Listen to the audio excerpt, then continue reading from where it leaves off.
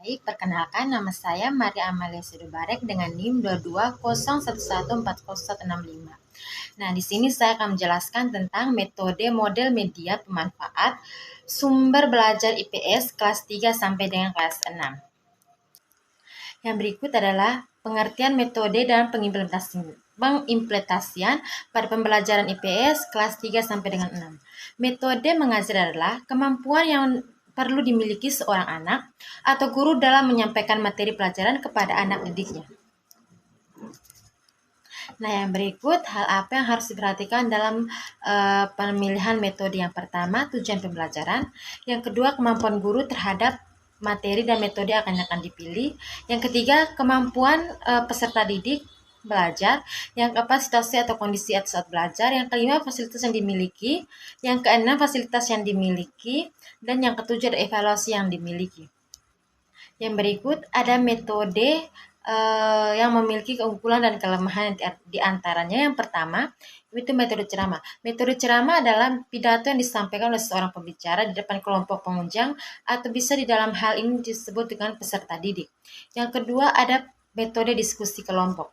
Diskusi kelompok adalah percakapan yang dirancangkan atau dipersiapkan di antara 3 atau lebih topik tertentu dengan seorang pemimpin. Keunggulan metode ini adalah pendengar atau peserta didik yang dapat ikuti mengemukakan pendapatnya. Yang ketiga, ada panel. Panel adalah pembicara yang sudah direncanakan di depan pengunjung tentang sebuah topik.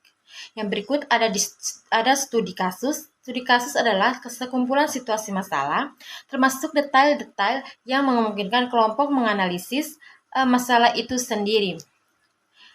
Yang berikut ada metode brainstorming. Metode brainstorming ini adalah semacam cara pemecahan masalah di mana anggota mengusulkan dengan cepat semua kemungkinan pemecahan yang terpikir. Tidak ada kritik, evaluasi atas pendapat-pendapat yang dilakukan kemudian. Yang keenam itu ada diskusi formal. Diskusi formal adalah metode pemecahan masalah yang disistematiskan mencakup penyampaian permasalahan, pengumpulan data, mempertimbangkan pemecahan yang mungkin, dan yang berikut adalah memiliki cara pemecahan yang terbaik. Yang berikut adalah metode tanya jawab. Metode ini dapat dipakai pada hal berikut: menanyakan kembali pelajaran dan menyelingi pembicara untuk mendapatkan kerjasama peserta didik dan memimpin pengamat dan pemikiran peserta didik. Yang berikut adalah keunggulannya adalah peserta didik lebih aktif karena tidak hanya mendengarkan. Yang kedua, memberikan kesempatan kepada peserta didik untuk bertanya. Yang ketiga, guru mengetahui pemahaman dimengerti oleh peserta didik tersebut. Yang berikut ada kelemahannya. Kelemahannya itu adalah yang pertama, dengan tanya jawab, pembicara kadang menyimpang dari pokok pembicara itu tersebut. Yang berikut membutuhkan waktu yang lebih lama. Yang berikut ada metode kerja kelompok. Kerja kelompok dapat diartikan sebagai suatu kegiatan belajar mengajar yang membagi peserta didik dalam satu kelas menjadi beberapa kelompok untuk mencapai tujuan tertentu.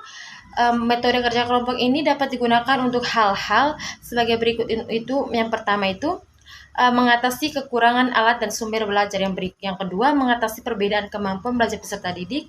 Yang ketiga, mengatasi adanya perbedaan minat belajar peserta didik. Dan yang berikut, yang keempat, mengatasi tugas pekerja yang sangat banyak atau luas. Kelebihannya adalah dapat memupuk rasa kerjasama. Yang kedua, tugas yang luas dapat diselesaikan dengan cepat. Yang ketiga, timbul persaingan yang sehat. Yang berikut kekurangannya, adanya sifat-sifat seorang yang ingin menonjol. Dan yang berikut, yang kedua itu ada orang yang kurang cakap akan menghambat kelancaran tugas atau dinamisa oleh seseorang. Yang berikut kita masuk ke dalam model pembelajaran yang efektif untuk kelas 3 sampai 6 mencakup beberapa pendekatan, yaitu yang pertama, model pembelajaran kooperatif. Model pembelajaran kooperatif model ini mendorong siswa untuk bekerjasama dalam kelompok-kelompok yang kecil. Yang kedua itu ada model pembelajaran berbasis proyek. Dalam model ini siswa juga bekerja pada proyek-proyek yang kompleks yang mencakup berbagai subjek. Yang berikut ada yang empat, ada model pembelajaran tematik. Dalam model ini berbagai subjek diajarkan dalam konteks tema atau topik tertentu. Dan yang berikut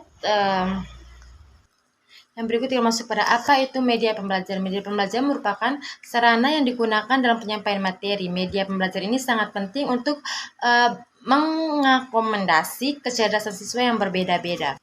Yang berikut kita masuk ke dalam macam-macam media pembelajaran. Menurut Saifunnadin, tahun 2014 itu yang pertama ada media visual. Nah, media visual ini berfungsi untuk menyalurkan pesan dari sumber ke penerima pesan. Yang kedua ada media audio. Media audio adalah jenis media yang berhubungan dengan indera pendengar. Yang ketiga itu ada media proyeksi diam. Jenis ini, media proyeksi ini adalah antara lain adalah film-film, bingkai, film rangkai, dan program TV dan video sebagainya. Yang berikut ada multimedia. Multimedia adalah sembarang kombinasi yang terdiri atas teks, seni grafik, bunyi, animasi, dan video. Yang berikut ada benda. Benda-benda yang ada di alam sekitar dapat juga digunakan sebagai media pembelajaran, baik itu benda asli ataupun benda tiruan. Yang berikut kita masuk ke dalam pemanfaatan sumber belajar pada pembelajaran IPS kelas 3 sampai dengan kelas 6. Yang pertama itu buku teks. Buku teks ini digunakan resmi yang disetujui oleh kurikulum nasional sebagai sumber utama pelajaran. Contoh buku teks ini dapat mencakup topik sejarah, geografi, ekonomi, dan sebagainya. Yang berikutnya sumber online. Memanfaatkan sumber online seperti situs web pendidik yang menyediakan materi pembelajaran IPS. Yang ketiga itu